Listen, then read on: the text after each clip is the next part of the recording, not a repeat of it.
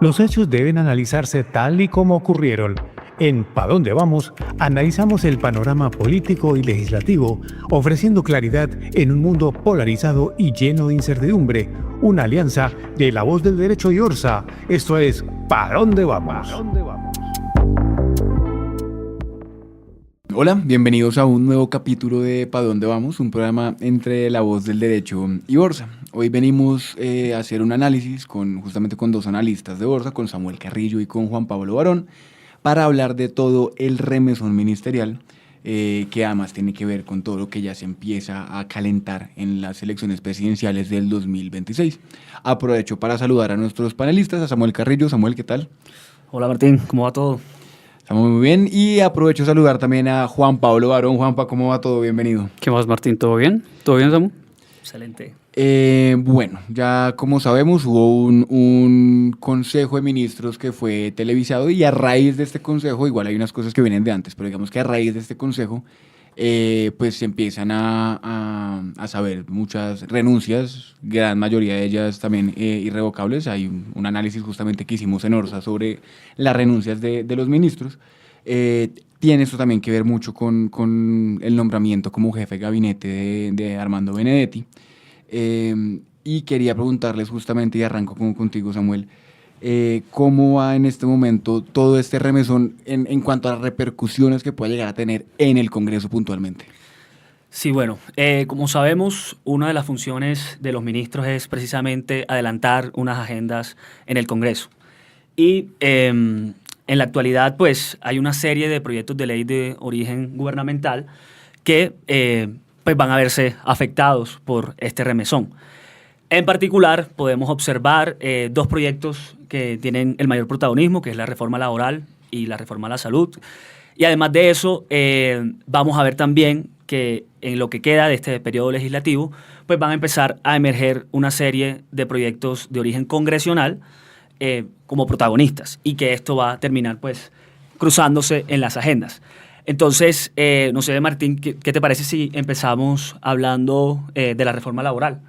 Claro, de una, bienvenido. Adelante. Entonces, y poner sobre la mesa, yo creo que al ver que pues la ministra del Trabajo, Gloria Ramírez, presentó su renuncia, era una de esos ministros que más habían durado, que habían arrancado desde el gobierno, y quien era pues la líder de esa reforma laboral, quien ayudó Claro, quedaban ella y el ministro de Defensa, justamente, que ya los dos también pues, se van. Exactamente. Entonces, digamos que tiene mucha importancia porque su principal bandera era sacar adelante la reforma laboral, y que ella se vaya, pues va a tener unos efectos, por ejemplo, en materia de tiempo, de que el nuevo ministro se adapte, por ejemplo, a las dinámicas que hayan en el Congreso frente a la reforma laboral, que la entienda, que si trae un equipo nuevo, precisamente, pues el equipo quede como adaptado también.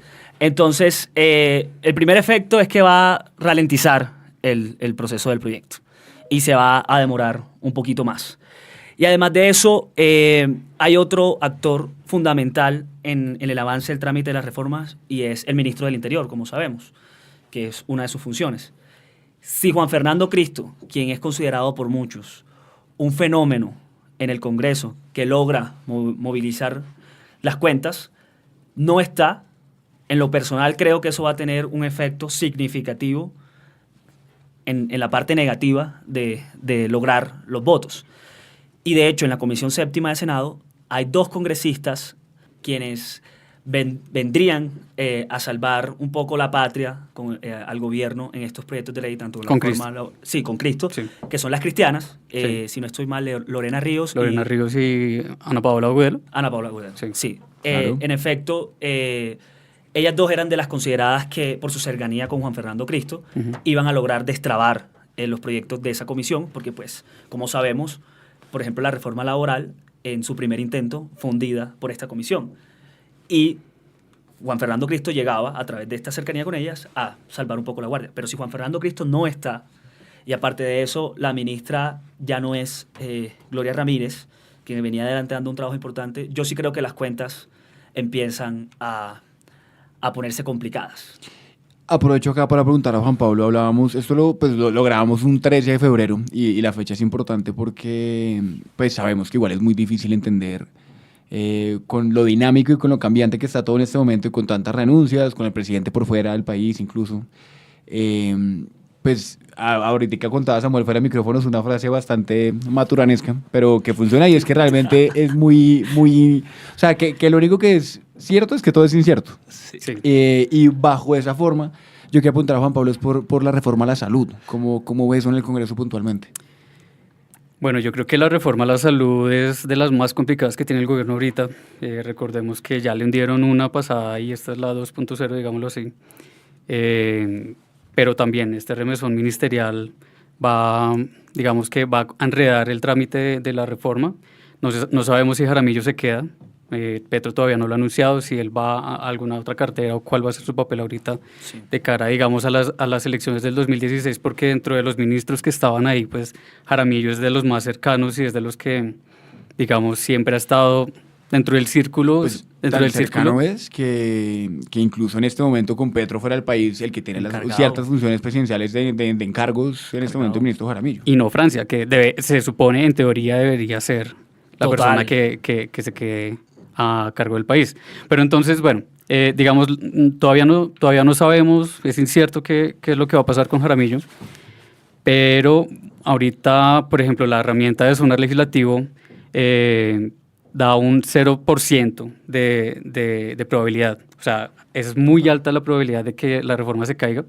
Ahorita está en segundo debate de Cámara. Ya pasó por séptima de Cámara y pues ahí el gobierno tiene consolidado como un bloque que lo favorece a él en el trámite de las reformas. Recordemos que de los 21 miembros que tiene ahí, 13 tienden a votar a favor del gobierno y en plenaria de Cámara también tiene un número significativo de apoyos. Son más o menos 96 votos a favor que tiene en Cámara. Entonces yo creo que pasa ese segundo debate, pero su trámite por el Senado está bastante complejo. Yo creo que en séptima de Senado la reforma se hunde. Además, bueno, también toca ver el ambiente político. Esta semana citaron extras, pero no se ha podido hacer. El presidente Salamanca dice que sí lo va a hacer, pero la mesa directiva tiene una posición fuerte ahí. Parece que hay un vicio de trámite, según pues lo dicho por una representante, por Lina Garrido. Y bueno, en caso de que pueda avanzar, pues esta semana puede llegar más o menos hasta el jueves de salir proyectos pupitreados, pero la verdadera discusión empezaría la otra semana ya en ordinarios. Y precedentes que no son de ahorita. Es decir, en diciembre intentaron sacar la reforma de la salud del segundo debate en extras y no se logró. No fue. Perdieron ese esfuerzo con Juan Fernando Cristo. Entonces, con este nuevo ministro del Interior, creo que el panorama también se pone como que más complicado porque... Cuesta arriba. Sí. Sin embargo, ahí tengo una anotación. Yo no veo muy clara el hundimiento de la reforma. O sea, yo creo que con Sanguino como ministro de Trabajo, el tipo sabe, ha sido jefe de gabinete durante la alcaldía de Claudia.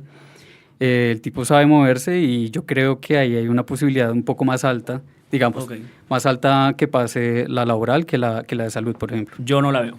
Yo no la veo porque Antonio Sanguino es un fortalecimiento más con los verdes, una cuota más de los verdes. Y como lo hemos visto con Amaya, como lo hemos visto en las otras entidades donde pues, precisamente los verdes tienen poder. Sin embargo, si nosotros entramos a ver con lupa los miembros de la Comisión Séptima del Senado, las cuentas no se van a mover tanto. Uno entra a mirar y son 5 votos que van fijos para el gobierno. Hay otros que quedan en el aire, entre esos las 2 cristianas que estábamos mencionando, y que hoy día no necesariamente le van a jugar al gobierno, sino que se entendía que iban más, su voto podría verse más persuadido por Juan Fernando Cristo, pero no creo que hoy estén asegurados. Entonces, para recopilar, para Juan Pablo el nombramiento de Sanguino hace que la reforma laboral tenga una mayor probabilidad. Un pronóstico un poco más sí. favorable.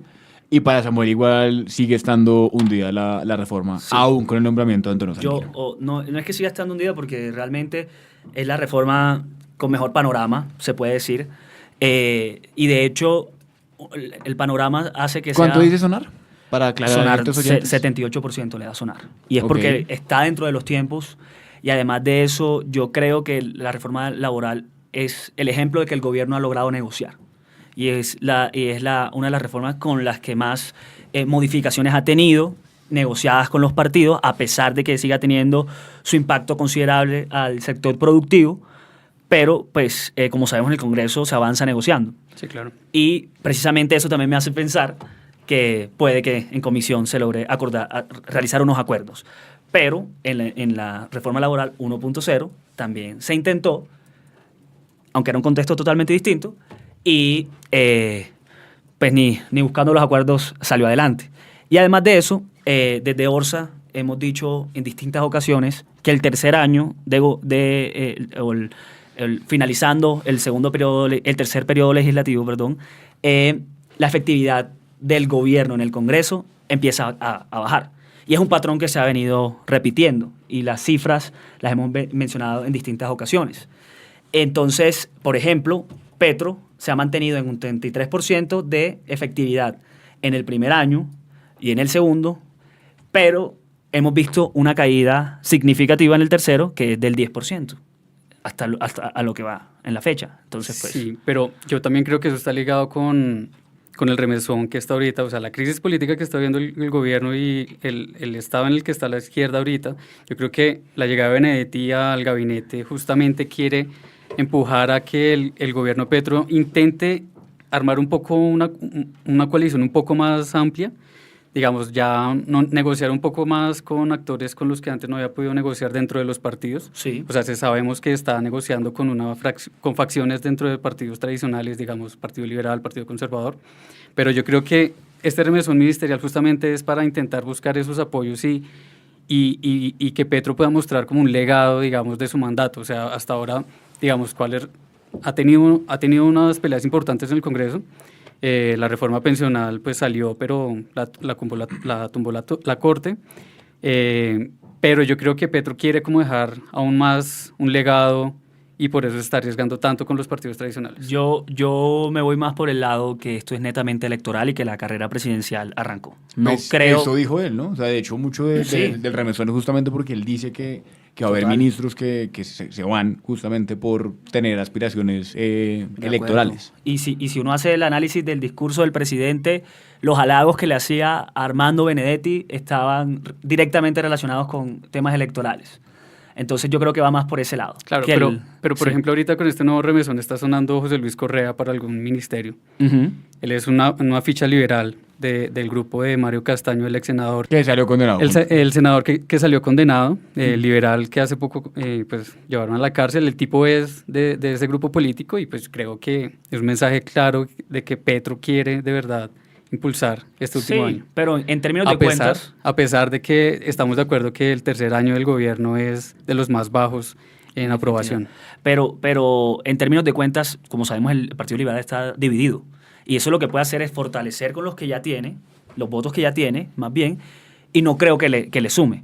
Entonces, yo creo que es netamente electoral, realmente la llegada de Armando Benedetti, y que no va a afectar los votos en el Congreso. Juan Pablo piensa distinto. Yo creo que sí va a afectar, o sea, va a tener 1, 2, 3, 4 votos que le puedan servir en el Congreso, pero creo que sí va a afectar y le va a dar un impulso a las reformas. Yo creo que más bien le van a apostar a que los partidos busquen en los territorios, a través de los alcaldes, gobernadores que tengan, cómo alinearse para las próximas elecciones, y no creo que sea para apostarle a la reforma del gobierno, porque además de eso creo que los congresistas van a empezar a tratar de buscar protagonismo para sus proyectos de ley, y si le dan prioridad a la agenda del gobierno se van a complicar. Bueno, ese es un tema también Importante. claro.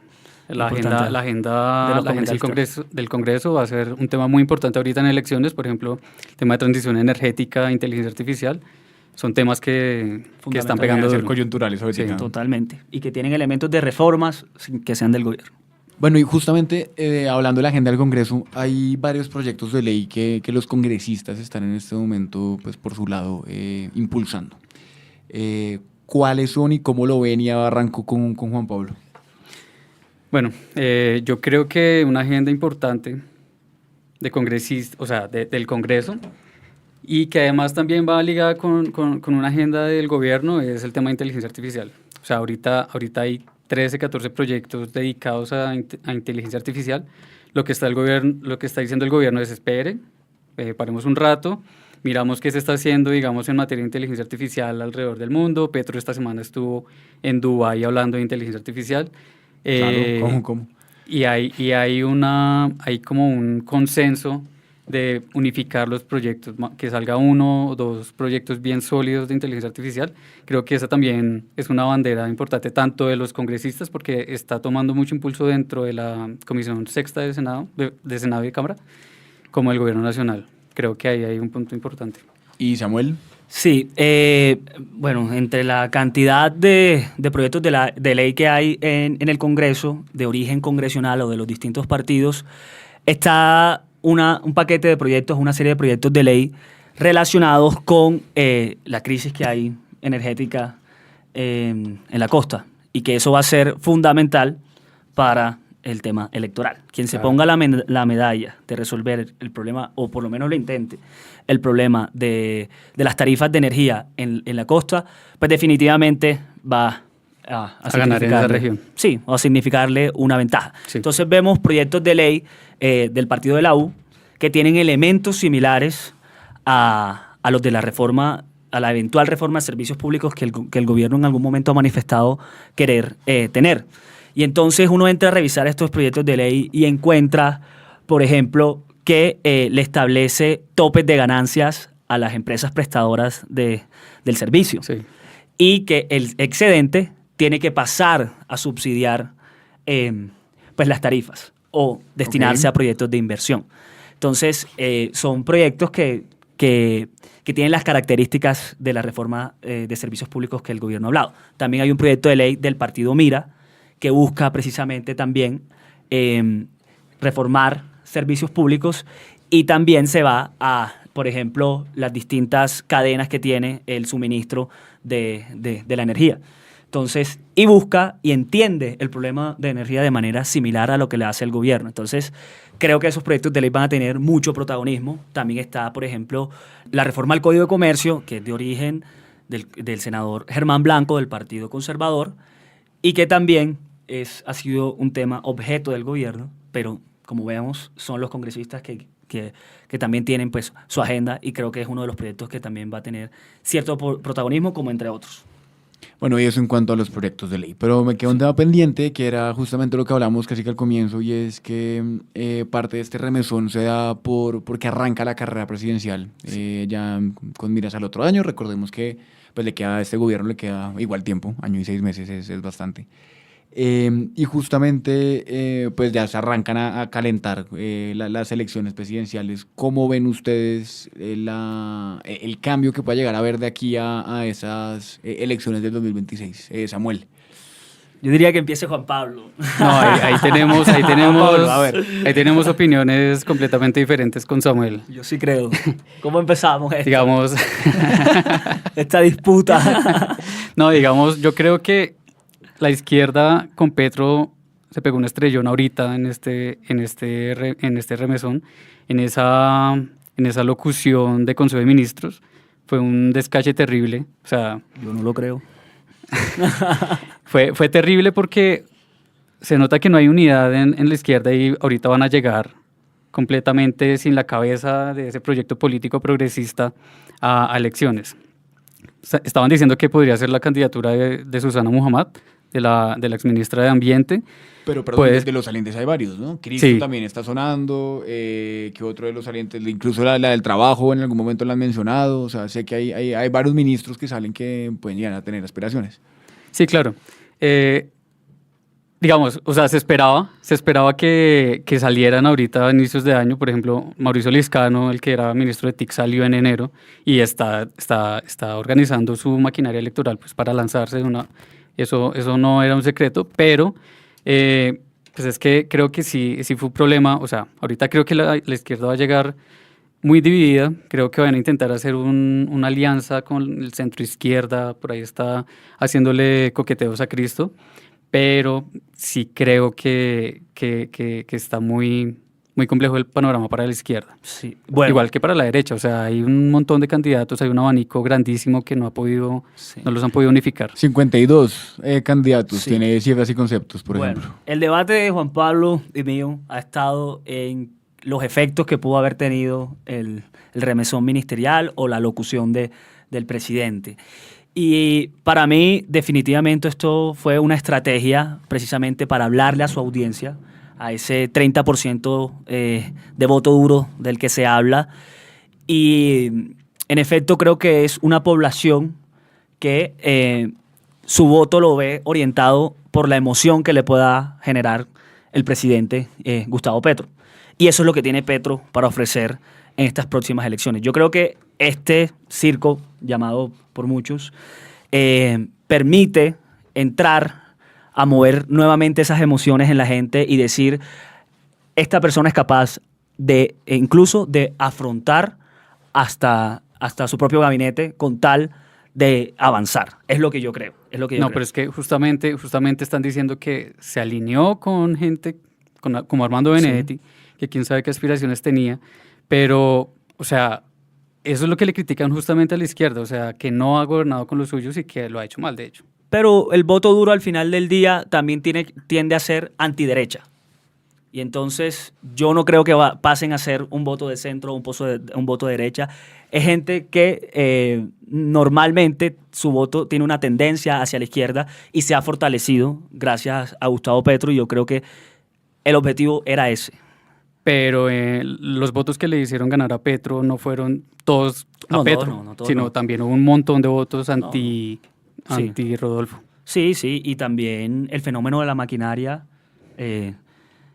otra vez salió a relucir. Muchas personas decían que las maquinarias estaban perdiendo protagonismo o estaban dejando de poner presidente y estaba empezando a subir como espuma el voto de opinión. Yo no creo que sea así y creo que las maquinarias otra vez cobran fuerza. Pero bueno, sí, estamos en Frijoles. distintas posiciones frente Frijoles. Frijoles. Apostemos frijoles. Bueno, pero los frijoles, ¿sobre qué? Yo creo que puede ser que a Petro le alcanza para la segunda vuelta. Y eso es lo que él tiene para... Yo creo que está dividido. La izquierda llega dividida a elecciones y esto que pasó con el Consejo de Ministros salió completamente mal para la izquierda. En otro lado aposté que Vicky Dávila ganaba en primera vuelta, pero si me preguntan de fondo, yo Claro. creo que el candidato de la derecha es el que va a ganar. Si las elecciones son mañana, creo que sería Vicky Dávila.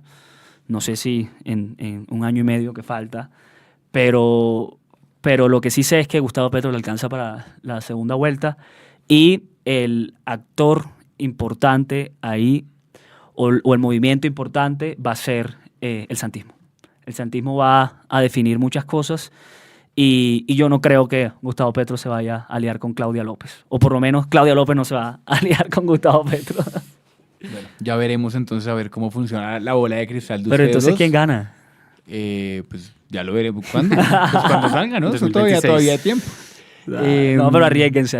Por Martín. ahora lo que veo es que justamente de lo que hemos hablado hoy, veremos a ver cuánto tiempo permanece vigente porque todo está muy cambiante. Todo está Em, muy cambiante. Y bueno, lo de las elecciones sí ya lo veremos en un futuro ahí con la bola de cristal. Le damos entonces las gracias a La Voz del Derecho por el espacio Muchas gracias, y sí. por tener ya este tercer capítulo de Pa' Dónde Vamos. A Samuel y a Juan Pablo, muchas gracias. A Luis, nuestro productor, también muchas gracias. Y nos oiremos entonces en una próxima oportunidad. Gracias, Martín. Gracias, Gracias. Luis.